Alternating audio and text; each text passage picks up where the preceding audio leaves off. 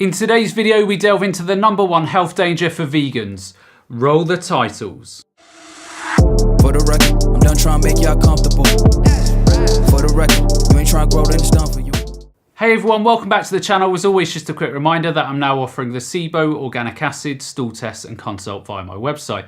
So if you have any health or digestive problems, then consider taking these tests as they will provide a lot of very detailed information upon which you can start making informed decisions and then start getting your health back on track. And on that bombshell, to the video. So most vegans today are aware of most of the main nutritional pitfalls of the vegan diet.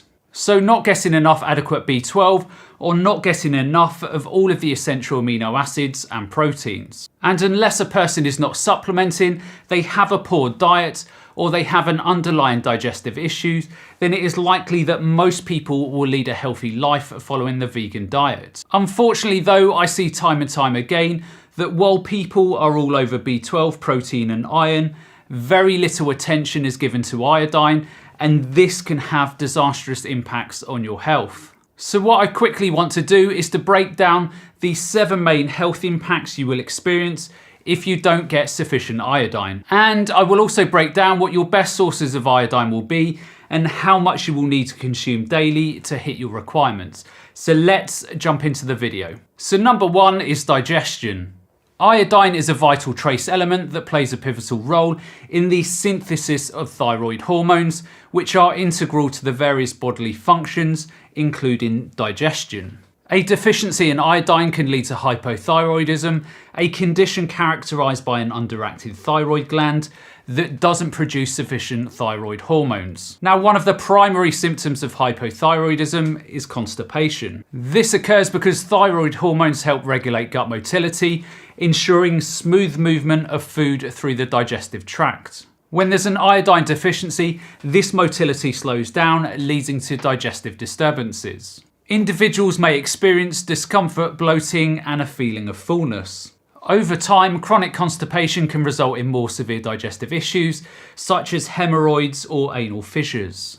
Ensuring adequate iodine intake through sources like iodized salt or sea vegetables is crucial for maintaining optimal digestive health and preventing the complications associated with hypothyroidism.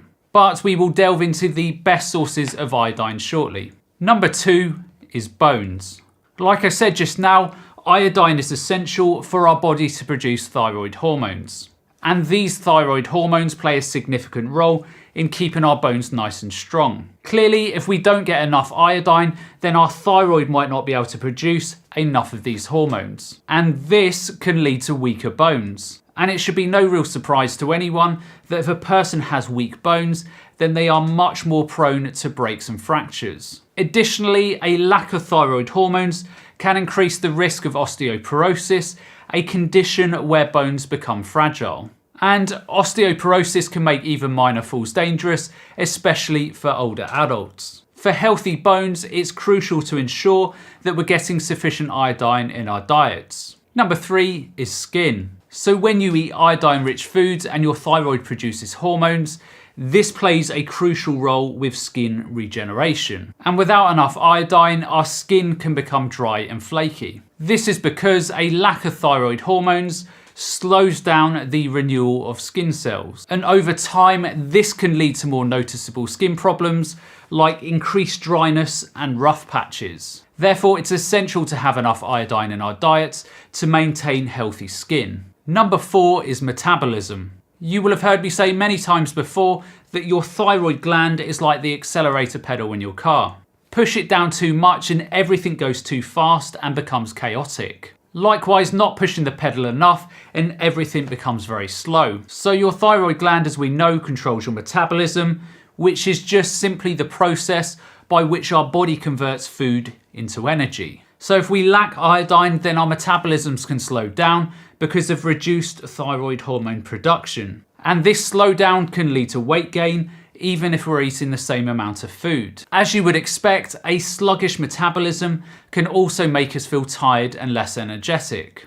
Therefore, to keep our metabolism running efficiently, it's important to consume enough iodine. And this leads us on to #5, which is energy and fatigue. So thyroid hormones help our body produce energy, keep our muscles strong, maintain our body temperatures, and ensure our brains are working well. So when we have low thyroid hormones, our body's energy production slows down, making us feel tired. These hormones also help our muscles function, so without enough, we might feel weak. They also help keep us warm, so we might feel cold without them.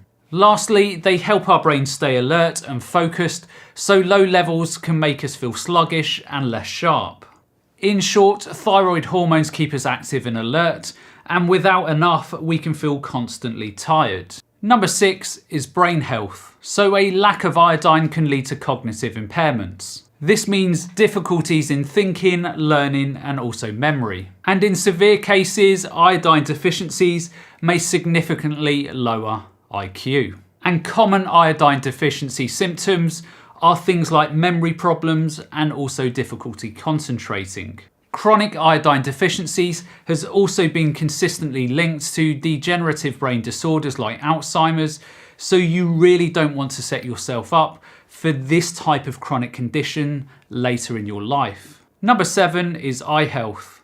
While the direct link between iodine and eye health isn't as clear cut as some of the other areas, there is much evidence to suggest that iodine deficiencies can lead to eye issues like dryness. Additionally, the general fatigue and cognitive effects of iodine deficiency can manifest as blurred vision and difficulty focusing. So it's essential to ensure adequate iodine intake to support overall health, including eye health. So now, with all of these health issues and risk factors out the way, let's delve into the important stuff of how we can get sufficient iodine so we don't run into these problems. So the recommended daily allowance for iodine varies based on age, gender, and life stage. For adults aged 19 years and older, the RDA is 150 micrograms per day. Pregnant women require 220 micrograms per day, and lactating women need 290 micrograms per day.